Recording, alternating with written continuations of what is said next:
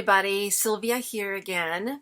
I am an author of a couple of books, The Special Mommy Chronicles and Butterfly Child, among a couple of others.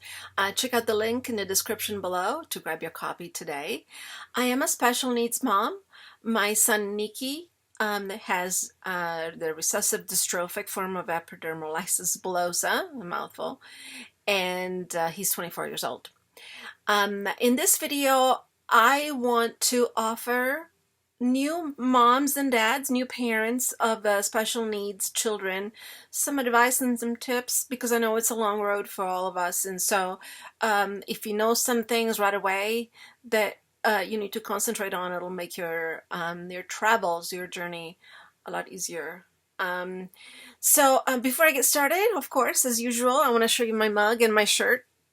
My mug of the day. It's my Snoopy mug. Isn't that adorable? I got some lipstick on it already. My husband got me this one for Christmas, and I find it funny that he got me a mug because he always tells me I have way too many mugs, and so and they keep multiplying. And so what is he gonna do? He buys me a mug. I guess if you can't beat them, join them, right? And then what I'm wearing today, I'm not wearing a specific shirt for EB or for special needs. I just wearing my Peanuts sweater. I normally don't like this kind of shirts. This is kind of like a sweatshirt. I don't like the material. They're too rough, and I mean, I have a few, but I just don't like to wear them. I prefer wearing sweaters. But this one I got at Target. I'll put a link underneath.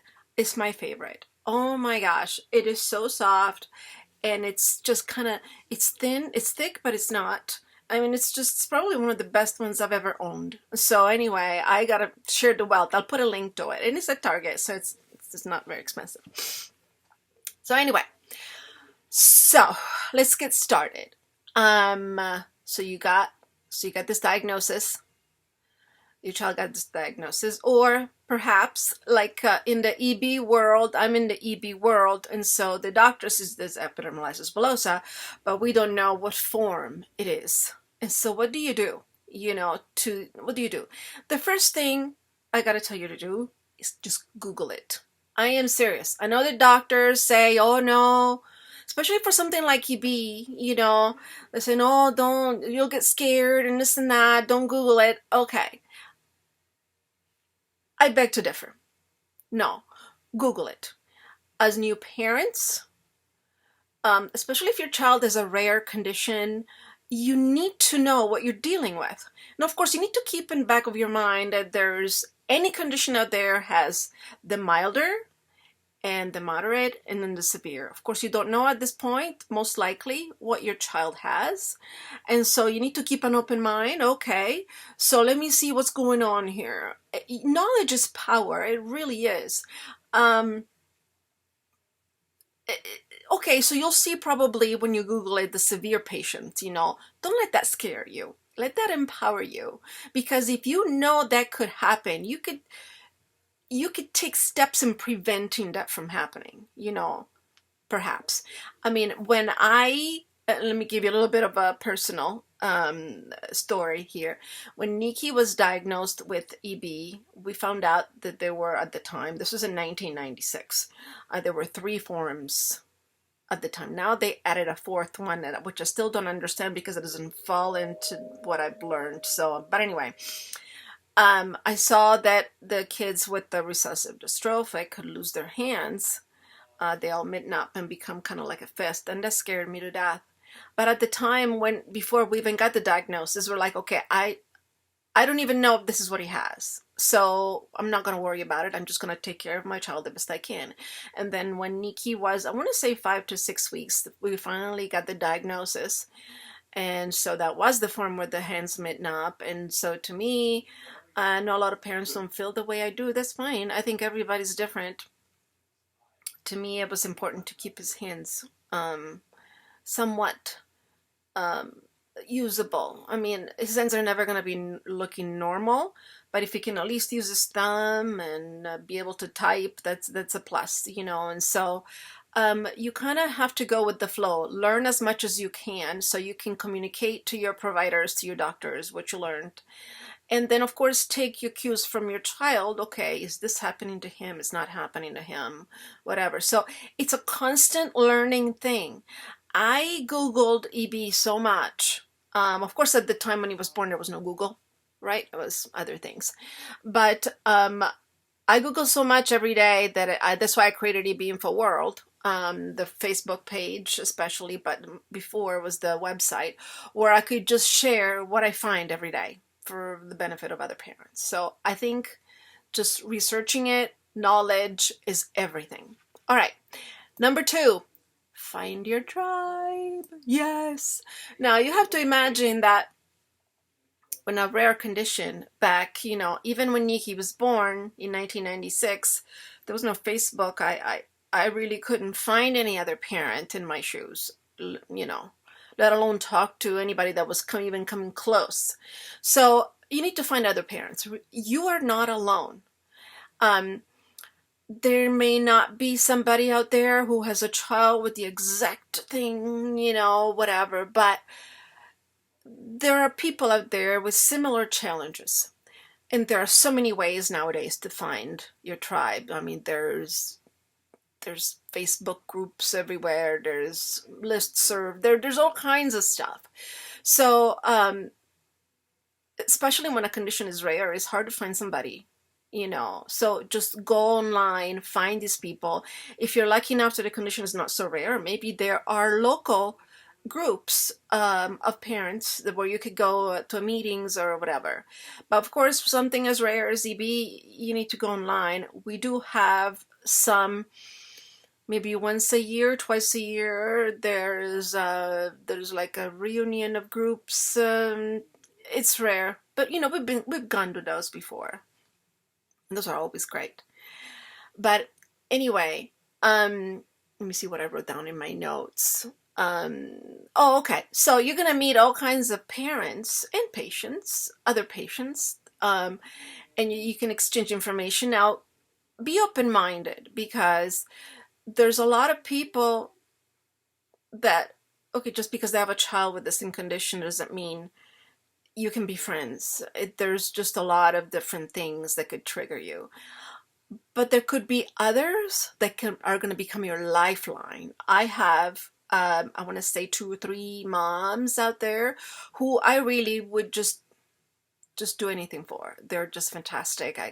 They're my best friends. And so just understanding, just because they have a child with that doesn't mean they can be your friend. At the same time, you're going to find your tribe. You're going to find your moms that you can say anything to, you can ask anything to, that you can relate to 100%. Keep your heart. So that's my mantra, is keep your heart open, and you will find your tribe. You will find your moms. Okay, number 3. On that note, when you find other parents, try not to compare. I know this is a hard one, trust me. All kids are different.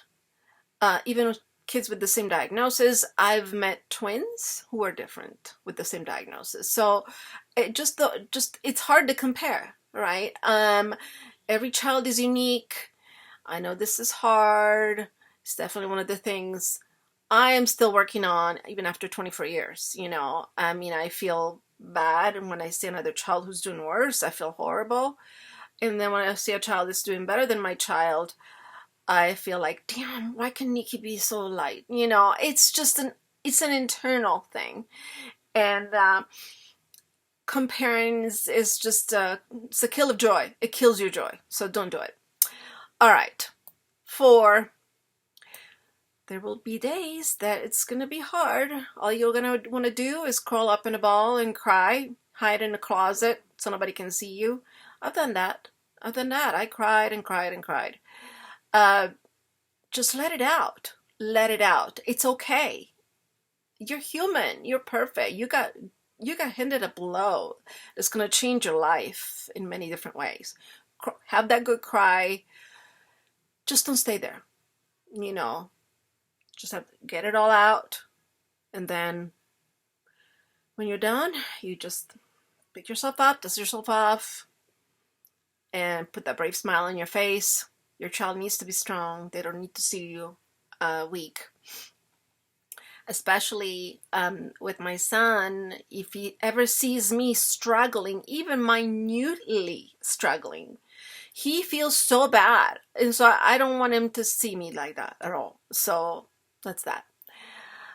Number 5. On that note, you will make mistakes. You will. That's just part of it. Try not to dwell on them too much. Just take that, learn from them, and move on. Forgive yourself. Mistakes are teaching tools. You will not make that mistake again, that's for sure. So, forgive yourself. That's the biggest giveaway from that one. Be an advocate. This is number 6. Be an advocate. But pick your battles. Don't get mad about every little thing. There are parents out there in the EB community or patients who get really mad if EB is called a disease or a disorder. To me, I need to save my energy to be mad at the real things, the real problems. You know what I mean? Every parent has different priorities. So that could be education. You need to make sure your child gets a real education, IEP and all that stuff. Maybe you need services that they're not given to your child. So you need to fight for services.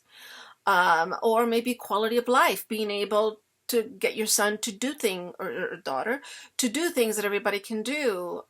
Even just for me, being able to take Nikki to Disneyland and ride on the what's that ride called? The mountain, not Space Mountain, that's too hard for him, no.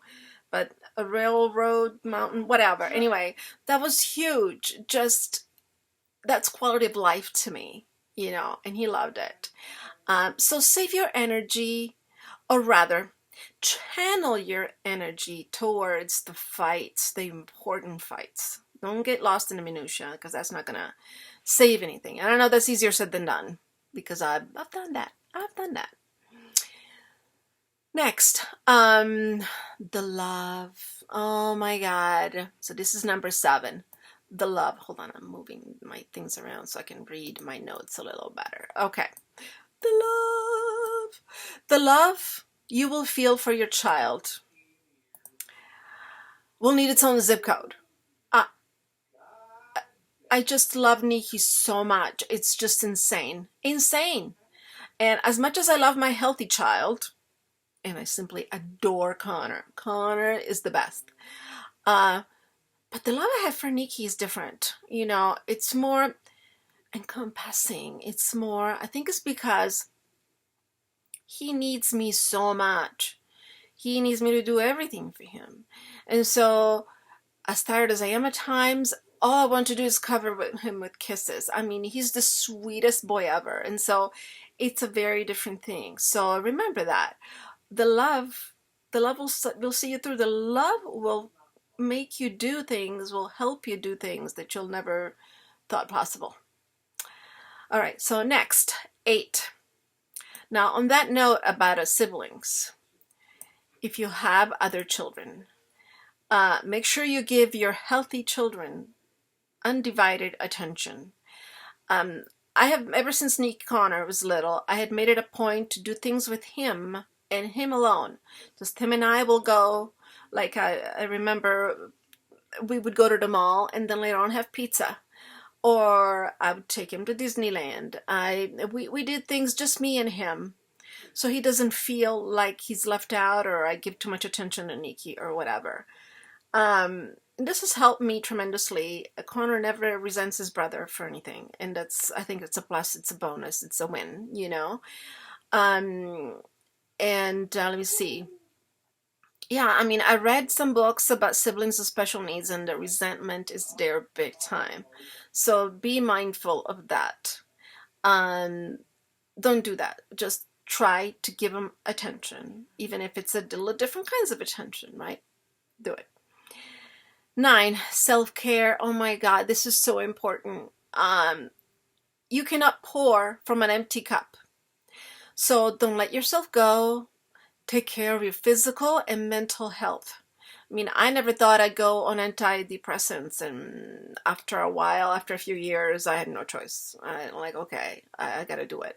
And I feel so much better, and I just feel like I'm happier now, and I can do things, and the medication I take, um, it takes me, yeah, I can get sad, but I don't go below that. That's the biggest thing I noticed, because before I could get sad and then off I go. But the antidepressant makes it so I get to a certain point and then I can't get any bad or worse. So it's awesome. Awesome. So what kind of things can you do? Anything from you take a bath. I take a bath once a week. I love it.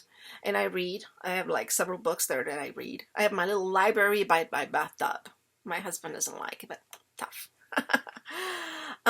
If you can afford it, go get a mani pedi every now and again. Of course, now with COVID, can't do that. But I'm waiting. I'm waiting because my hands and my feet are horrible, so I can't wait to go back. If you can go on a date night, of course, post-COVID here. Or simply get a hobby, even if it's just doing puzzles. I'm serious. That just helps me a lot because for that hour, half an hour that I'm doing, I'm not thinking about anything. And so I do puzzles, I do paint by numbers. That's fun. And I have my piano. I try to play a little bit, although I haven't done it lately. And I'm doing diamond painting. Diamond painting is very tedious. I noticed. It's just, I don't know. I like it, but it gets a little tedious. It's kind of like doing cross stitch. You need to have patience. And I have a lot of patience. But anyway, well, you can also binge watch your favorite show. You can binge watch Outlander, right? Moms love that, right? And read a few pages of a book every day. A happy mom is so important, especially for children with special need. They need you, so just try to keep yourself up. Now, number 10, ask and accept help. I know that's hard sometimes, especially for people that are really independent.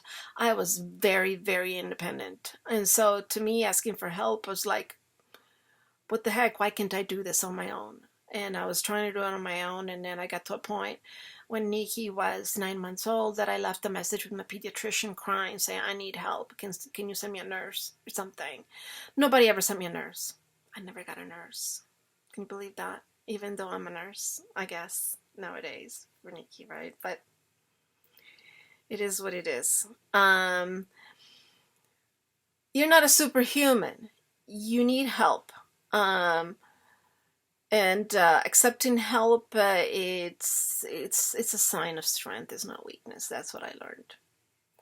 Of course, having my family on the other side of the world, my family lives in Italy, so that was hard for me. But I'm here to tell you, it comes to a point where the routine becomes part of your routine. You don't think it as something awful. It's just something you have to do. You don't like doing it, but we got to do what you got to do, right? So that's that. Lastly, number 11, keep a sense of humor. And this is so important. It has helped me so much to keep a sense of humor. The old saying, laughter is the best medicine, exists for a reason. I love watching sitcoms. When I lost Alex, for those that don't know my story, my first baby was stillborn at full term.